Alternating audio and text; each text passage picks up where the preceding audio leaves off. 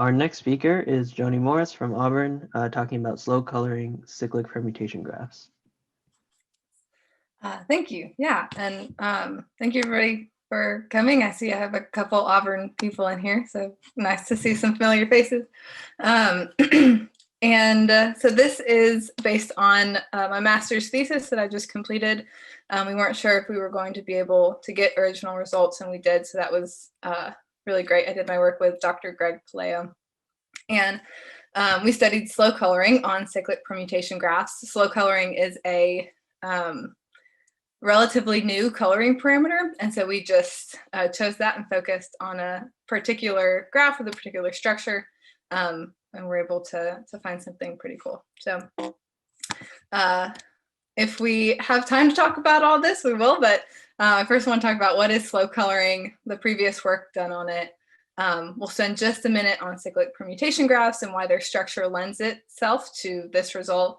And then if we have time, we'll get to kind of see the structure of the proof that we used. So what is slow coloring? Well, we actually see slow coloring as a game played between two players, lister and painter, on a graph G. And so in each round of the game, lister is going to mark a non-empty subset of the graph and score that amount of points. So however many vertices he marks, he scores that amount of points.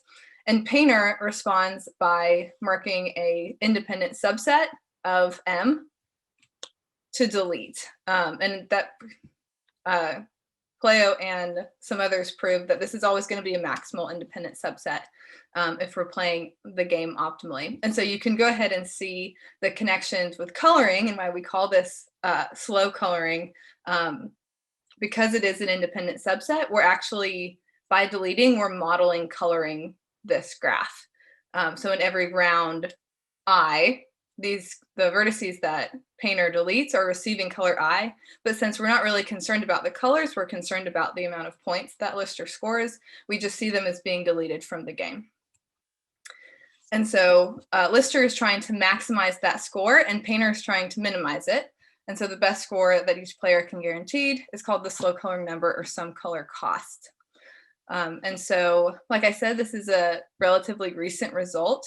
It was introduced first in 2017 by Mahoney, Paleo, and West. And it actually came out of something called paintability. And paintability is taking list coloring and looking at it in an online way. So using the same game structure of a lister and painter, the vertices of a graph have their lists revealed little by little. And so slow coloring is just a variation of that and came out of that. Like I mentioned, there hasn't been a ton of work on it. Mahoney, Paleo, and West first introduced it in 2017 and gave some general bounds for it. Gutowski and others studied it on certain types of sparse graphs. And also in 2018, Paleo and West published results studying the slow coloring number on trees. And so that's the results that we're going to use most heavily here.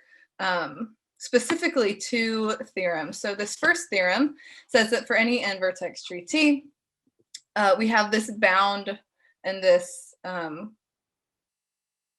kind of description of what the slow coloring number would be. But what we want to focus on is that the slow coloring number is of the tree is less than or equal to flora of 3n over 2. And so that's our starting place when we're looking at graphs and at trees, is this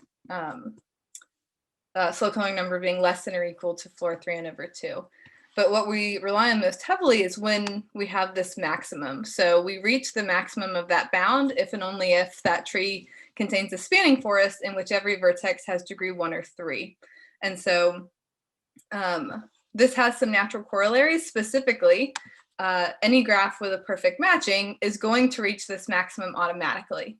So a perfect matching would satisfy that requirement of having a spanning tree where every vertex is degree 1. And so this actually becomes a lower bound for any graph with a perfect matching or any class of graphs with a perfect matching. And cyclic permutation graphs are one of these classes.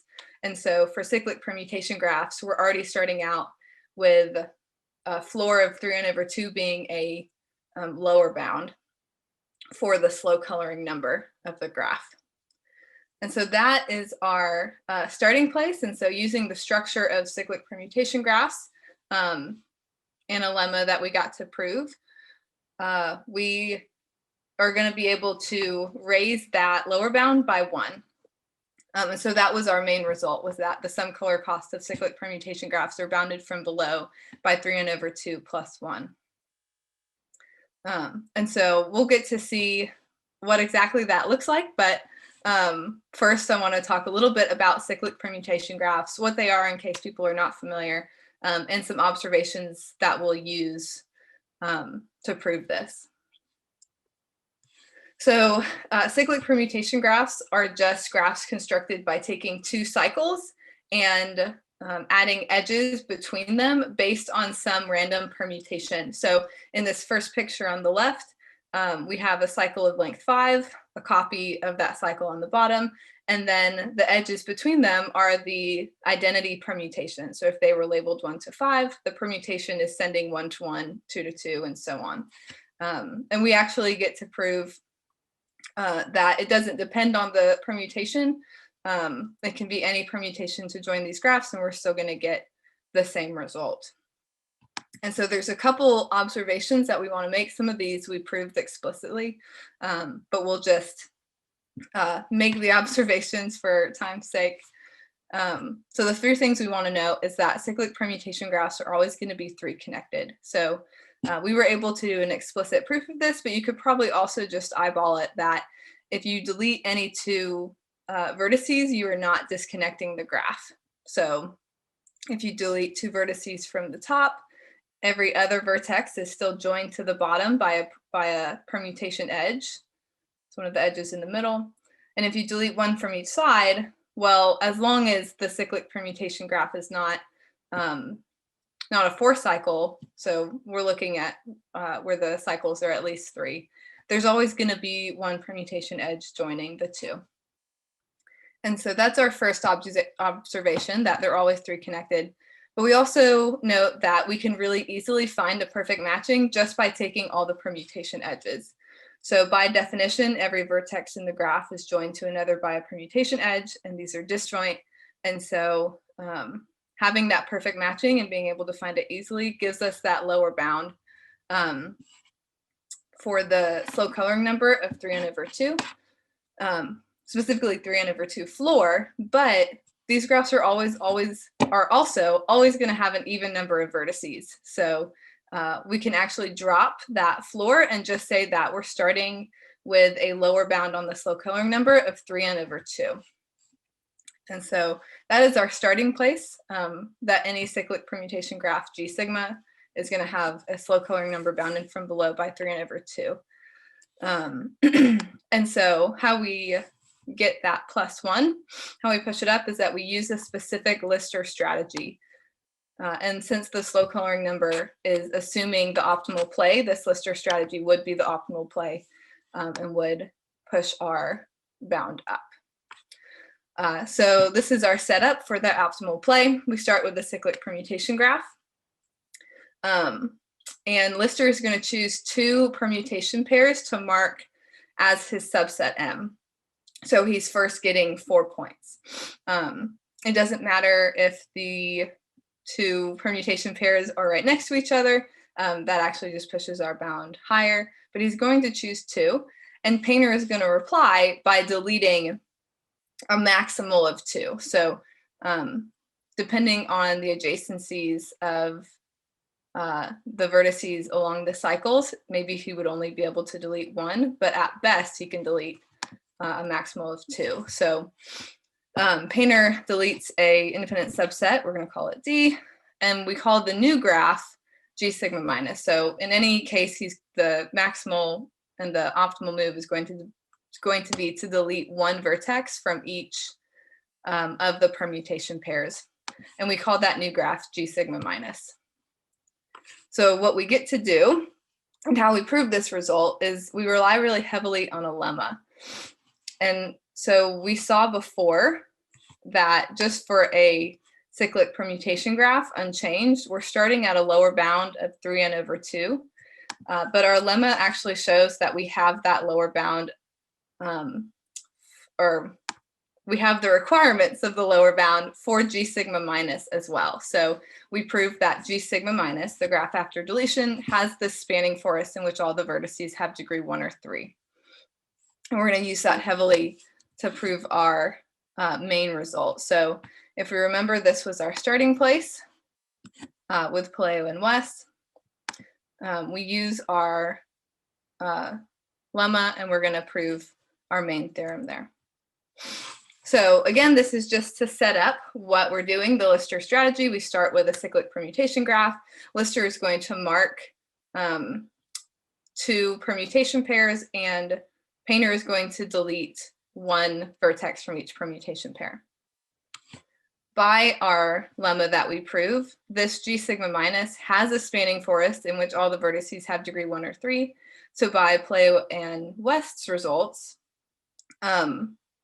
the G sigma minus, its slow-going number, is bounded from below by 3/2 times the number of vertices. But in this case, our number of vertices is n minus 2, because we're thinking of n as the number of vertices in G sigma. And so G sigma minus has 2 less. And so that gives us that for this G sigma minus, the graph after deletion, we're starting at a lower bound of 3n/2 minus 3. But if you remember, in that first move, Lister is scoring 4 points. So if we assume an optimal strategy on G sigma minus, which would guarantee this 3n/2 minus 3, then that Lister's first move adds 4 to that score, and so we have a 3n/2 plus 1 as our lower bound. And this actually holds no matter which vertices Painter deletes, so it's not dependent on any specific vertices he deletes. And so we can conclude that in general, the slow coloring number is bounded from below by 3n/2 plus 1. And so that was our kind of main results, our fireworks, but it really does rely so heavily on that lemma. And so I'm just going to go through that quickly to see, just give a sketch of it. And so how can we prove that G sigma minus has a spanning forest? Well, we saw before that G sigma normal permutation graphs, we can get that spanning forest of degree 1, that perfect matching, just by taking the permutation edges. And so what's really causing problems are what we're going to call beta vertices. And those are the vertices that were matched to the vertices that were deleted. So they're the permutation pairs of the ones that were deleted. And so we're going to construct a forest and prove that it satisfies all of our requirements.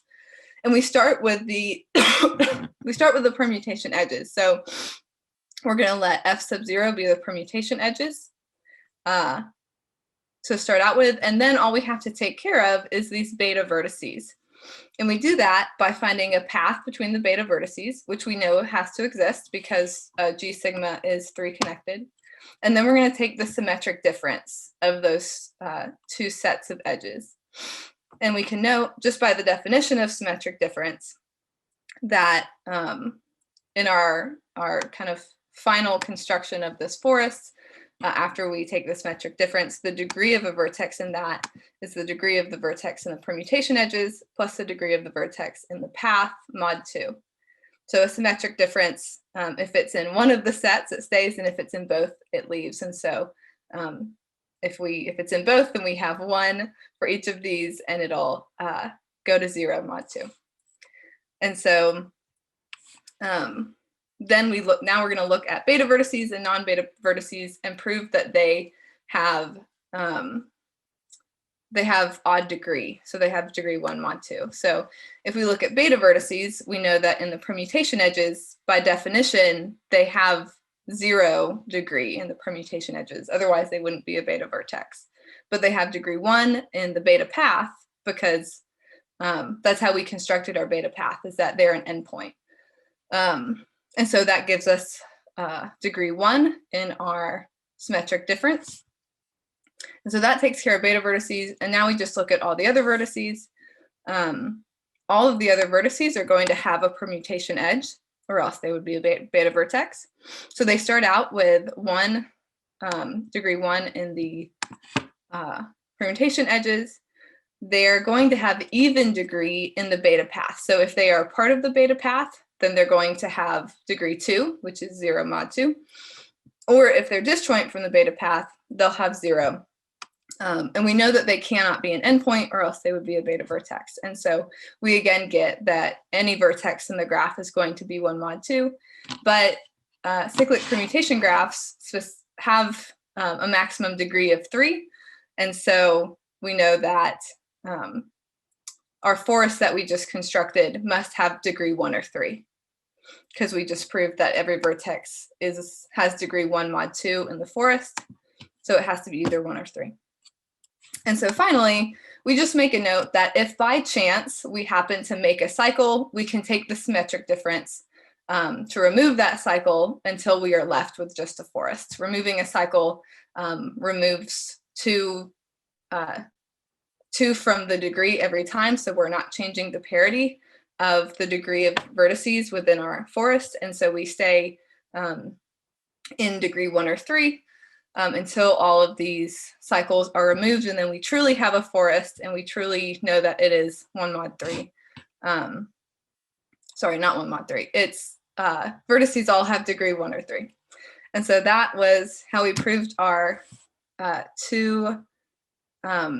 our main result, relying very heavily on that that lemma. And so I'm gonna go ahead and stop here, and I'd love to take any questions that you guys have. Yeah, let's thank our speaker. Thank you for the great talk.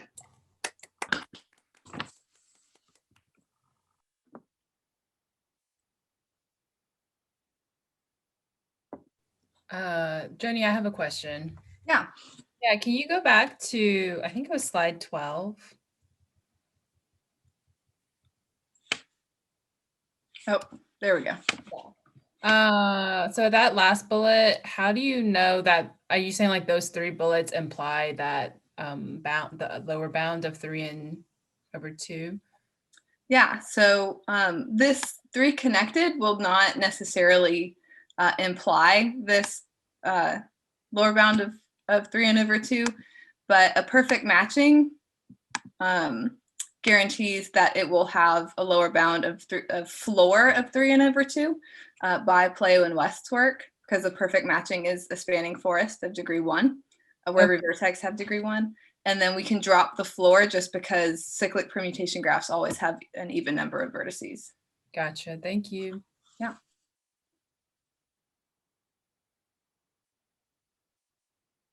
Yeah, we end up using this 3 connected just in making sure that a beta path is always going to exist.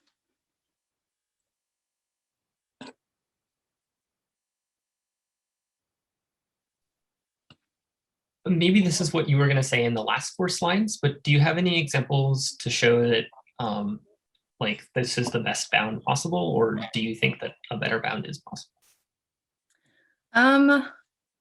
I do not think that we were able to prove that this is the best bound possible. I think for some examples we were, just by playing on them, we were able to find higher, but we weren't able to find any patterns or prove it. So. Thank you. Yeah.